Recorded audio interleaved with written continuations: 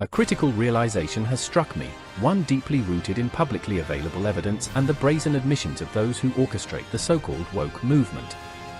These individuals and their institutions are not just advocating for societal change, they are imposing their will upon others, wielding coercion and manipulation as their tools. The leader of BlackRock openly admits to manipulating behaviors within their organization, revealing a broader agenda of control disguised as progress.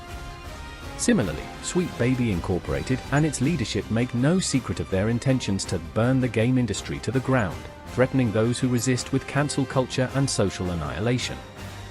These are not isolated incidents, but clear declarations of war against creative freedom, individuality, and reason. This is no joking matter. It is not a battle that can be won through average willpower or half measures. Humanity must reclaim its malice, not as blind aggression, but in its pure, unrelenting form. Malice, in this context, is the crushing weight of reality itself, a force that relentlessly chips away at the mental fortitude of those who thrive on delusion, destabilizing them and utterly destroying their ideology and ambition.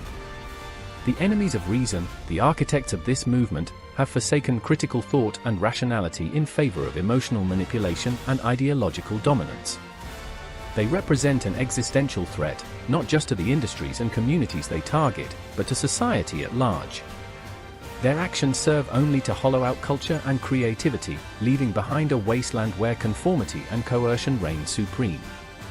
Malice, wielded in its purest form, is not merely an act of defiance, but a necessary response.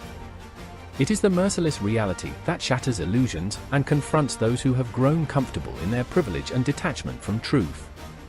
It is the force that exposes their weaknesses, undermines their foundations, and eradicates their ambition with the weight of undeniable truth. This is not simply a matter of ideological disagreement, it is a fight for the very essence of humanity, our right to think, to create, and to exist outside the oppressive frameworks imposed by those who seek control. To allow this movement to persist unchallenged is to enable the destruction of everything that makes us free and autonomous beings. The evidence is clear, and the stakes are higher than ever. To reclaim the future, humanity must confront these ideological aggressors with unyielding resolve. Malice, as the unrelenting hand of reality, must be our weapon, delivering the justice that their privilege and detachment have shielded them from for far too long. The environment they are constructing, an artificial framework of commodified reality, operates like a parasite, feeding off the integrity of humanity's collective consciousness. It infects education, distorts politics, and mutates entertainment into a vehicle for propaganda. These architects of a hollow future exploit every corner of human culture, warping language into a weapon to suppress dissent and enforce their worldview. By erasing nuance and bending meaning to serve their agenda, they aim to confine humanity's potential within the fragile walls of their own ideology. This is no mere social experiment, it is a calculated assault on the individual. The box they craft is not a sanctuary but a cage, forged from emotional coercion and enforced conformity. They strip away the richness of diversity they claim to celebrate, reducing human culture into a lifeless commodity. The boundaries of what can be thought, said, and imagined shrink with every decree. Yet, this house of cards is fragile, it exists only as long as it is permitted to.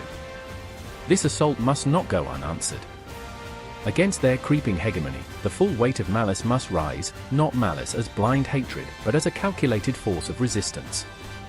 This is a malice that mirrors the crushing indifference of nature itself, impartial, unyielding, and absolute. It must rain down upon them with a precision that dismantles their illusions, revealing their false authority for what it truly is, a sham built on fear and manipulation. This rain of malice will pierce the shields of their commodified reality, destabilizing their mental strongholds and forcing them to confront the void beneath their ideals.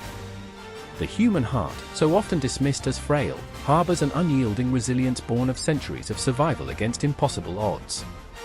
Within it lies a well of malevolence, a power born not of cruelty but of defiance, an insistence that humanity is not a plaything for self-appointed gods.